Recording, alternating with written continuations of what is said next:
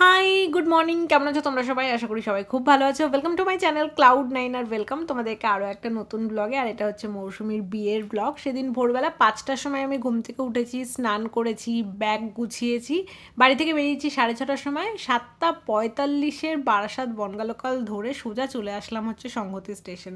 ওখান থেকে একটা ভ্যান নিলাম এবং চলে যাচ্ছি মাসির বাড়িতে। মাসির বাড়ি যাওয়ার এই রাস্তাটা তো দারুণ।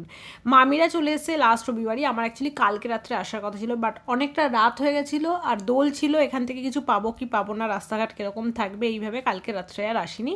সকালে ঢুকেই দেখলাম যে প্যান্ডেল তো হয়ে গেছে। এখানে দেখো বিয়ের মণ্ডপও রেডি। সকাল সকাল পিওরপের দায়িত্ব পড়েছে মণ্ডপে আলপনা দেওয়ার। দিদির বিয়ে বলে কথা, তো এখানে বসে আলপনা দিচ্ছিল আর এই পুচকিটা বসে বসে দেখছিল। এখানে আমার ভাইয়াও ছিল। আমি সোজা চলে গেলাম ঘরে।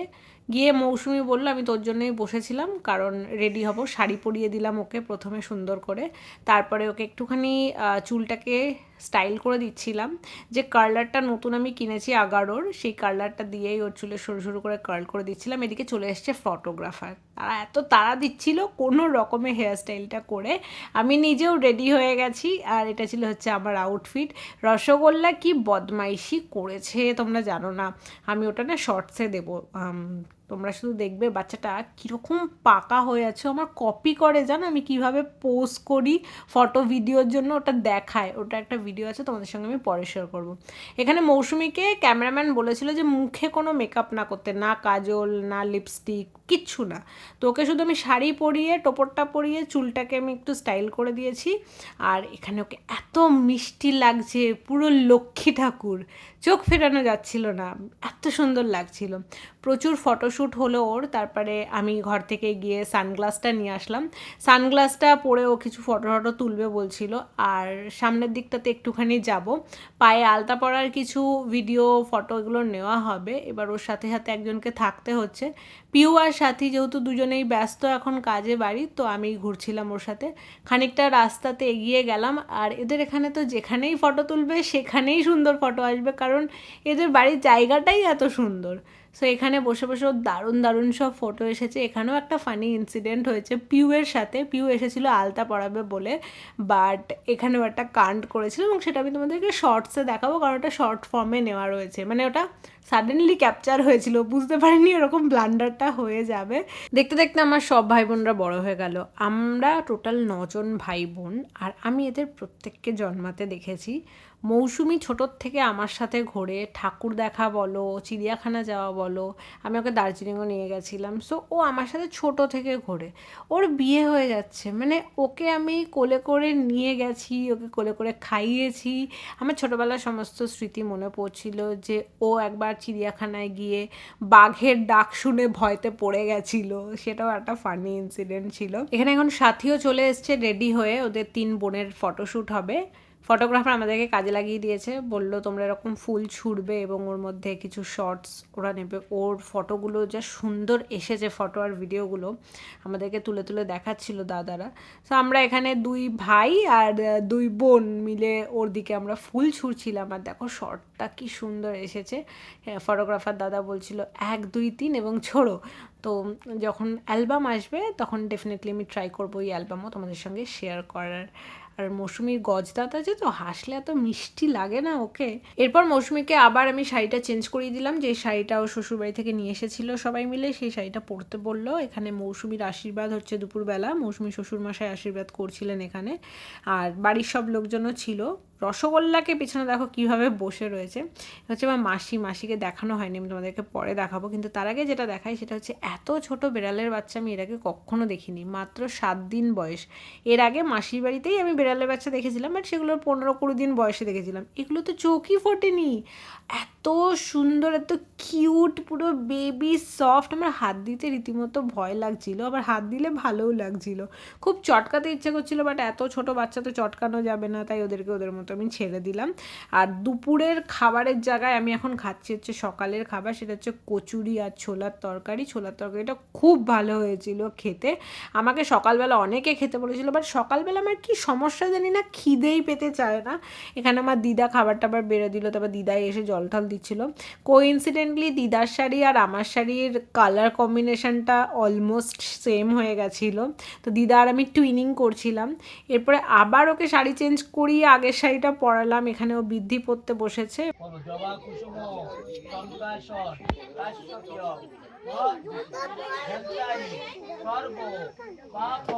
এরপর আমরা সবাই মিলে চলে গেলাম জল সইতে। যে পুকুরে জল সইতে যাচ্ছিলাম সেটা মৌসুমীদের বাড়ির খুবই কাছে, তো জাস্ট একটুখানি হেঁটেই পৌঁছে গেছি। আর রসগোল্লা, যতদিন আমি ছিলাম মাসির বাড়িতে, সকালে ঘুম থেকে উঠে এবং রাত্রিরে ঘুমোতে যাওয়া পর্যন্ত আমাকে 1 মিনিটের জন্য ছাড়িনি। আমার হাত ধরে সারাটা দিন ঘুরেছে, সারাটা দিন আমার সাথে বক বক করেছে। তো দেখো আমরা পুকুরে চলে এসেছি। পুকুরটা না বিশাল বড় পুকুর ছিল, এখন আস্তে আস্তে দেখছি ছোট হয়ে যাচ্ছে। আর এই পুকুরটাতে আমিও ছোটোবেলায় স্নান করেছি, তখন পুকুরটা পুরো পরিষ্কার, নিট অ্যান্ড ক্লিন ছিল। ঘাটটা মাটির ছিল কিন্তু সুন্দর করে বাঁশ টাস দিয়ে বাঁধানো ছিল। আমি জানি না কেন এটার এখন আর মেনটেনেন্স নেই। এখানে ঠাকুর ঠাকুর সব বিসর্জন দেয় এবং পুকুরের জল খুবই নোংরা হয়ে গেছে। মাসি তো কোনো রকমভাবে কলসি দিয়ে এদিক ওদিক করে জল পরিষ্কার করে তারপরে তুললো। তো এই জলেই ও স্নান করবে, আর আমার একটু টেনশনই হচ্ছিলো যে এই জলে স্নান করলে কোনো অসুবিধা হবে না। তো বললো না, সবাই এই জলেই স্নান করে, মানে যাদের বিয়ে হয় পরে তো বা কলের জল দিয়ে স্নান টান করে নেবে। এখানে সাথীর বান্ধবীরা, মৌসুমীর পিসির 2 মেয়ে, মামি, পাশের বাড়ির লোকজনও ছিল, মাসি ছিল, অনেকে আমরা এসেছিলাম এখানে জল তুলতে। আচ্ছা সবাই একটু শুনে যাবেন, লাইন দিয়ে যাবেন।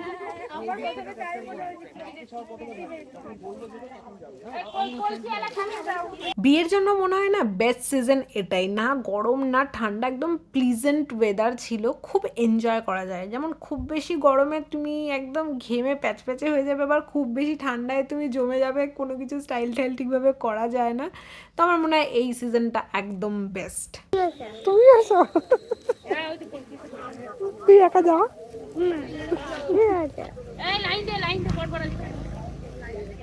এদিকে সারা রাস্তা হাতটা ধরে রয়েছি, আমার তো মাঝে মাঝে হাতটা ব্যথা করছে,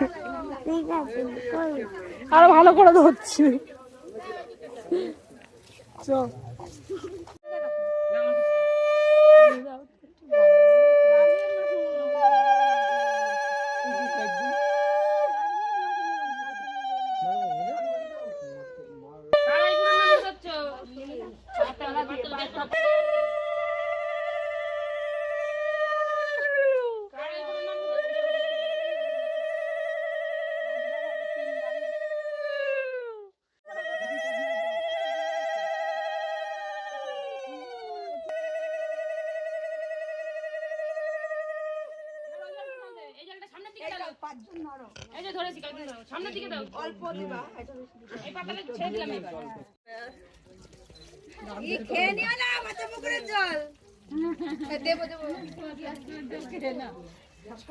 না না সব দিতে হবে না, আসল বৌমা বাকি।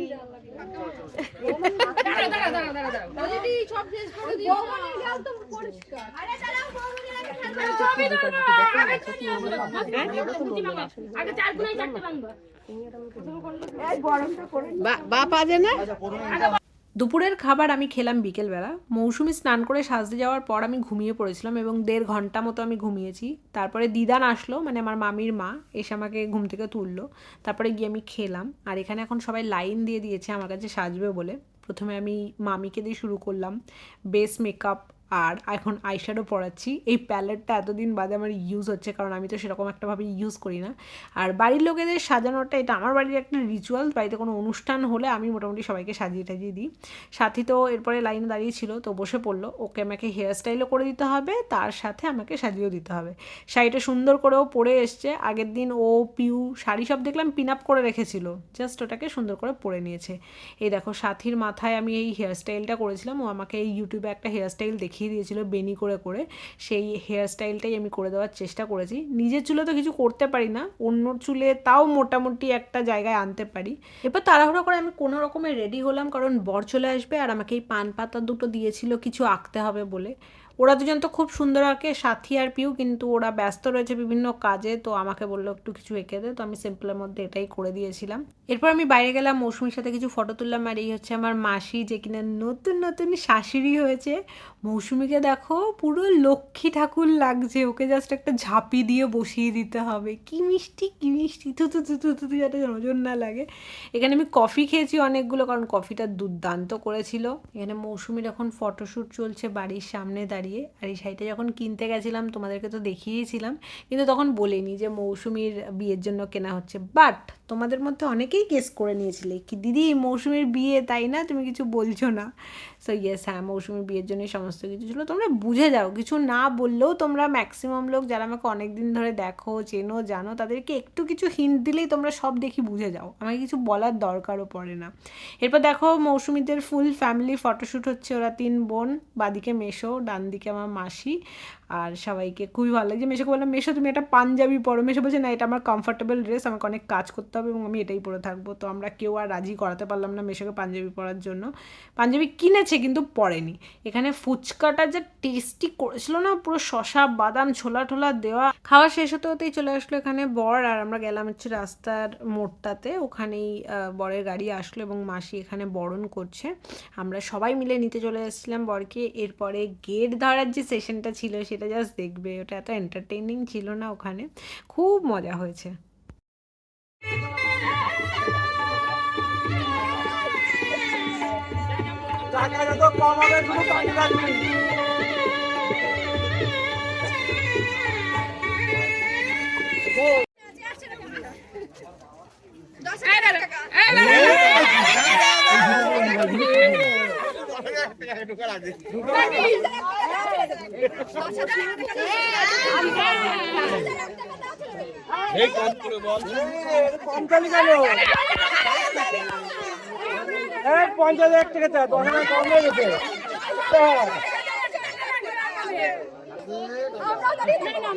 মাথা পিছু 1 টাকা করে দিয়ে দাও।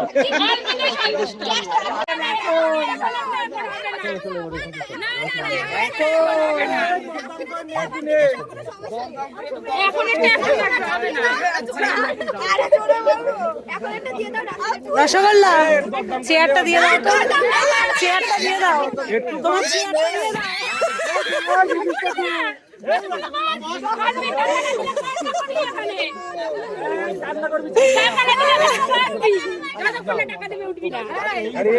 রসগোল্লা চেয়ারটা দিয়ে দাও, চেয়ারটা দিয়ে দাও।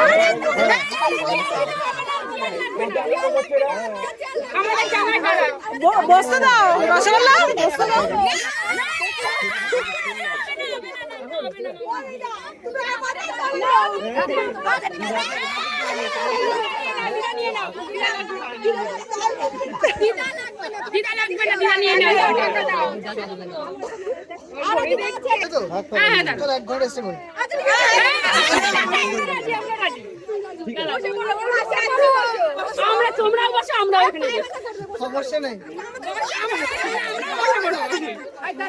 সব নাছর বান্দার শালি 15-20 মিনিট ধরে নেগোসিয়েশন করে তারপরে আলটিমেটলি ঢুকতে দিয়েছে। আর এই হচ্ছে সব তত্ত্ব।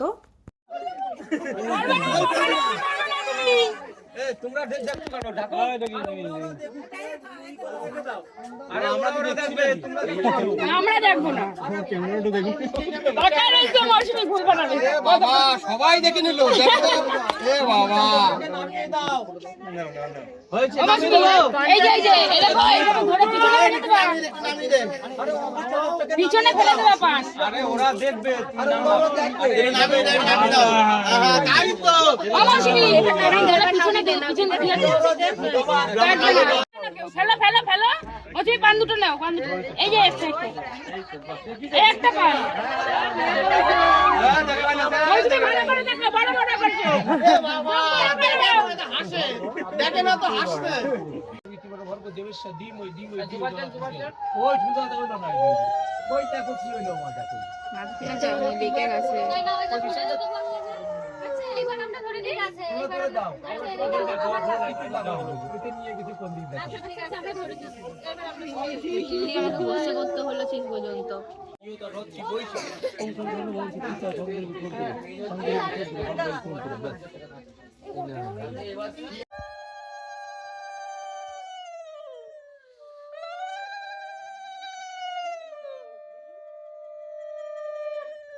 ফাইনালি মৌসুমীর বিয়ে কমপ্লিট হয়ে গেছে, ঘরে আসলো, মাসি এখানে আশীর্বাদ করছে।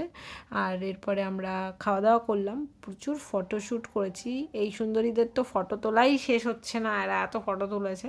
বাট সবাইকে কি মিষ্টি মিষ্টি লাগছিল দেখতে। আমরা বাসর রাত জাগিনি, খাওয়া দাওয়া কমপ্লিট করে 1:30টার সময় এখন আমরা শুতে যাব। শুয়েছি তখন 2টো 2:30 মতো বাজে, এই যে ঘড়িতে এখন 1:30টা দেখাচ্ছি। মাসি বিছানা টিছানা করবে, সামনে মাদুর পাতা হয়েছে ঢালাও, এই ঘর ওই ঘর করে মাসির বাড়িতে প্রচুর জায়গা। সো আজকে ব্লগটা এই পর্যন্তই, দেখা হচ্ছে তোমাদের সাথে নেক্সট ব্লগে খুব তাড়াতাড়ি। বাই।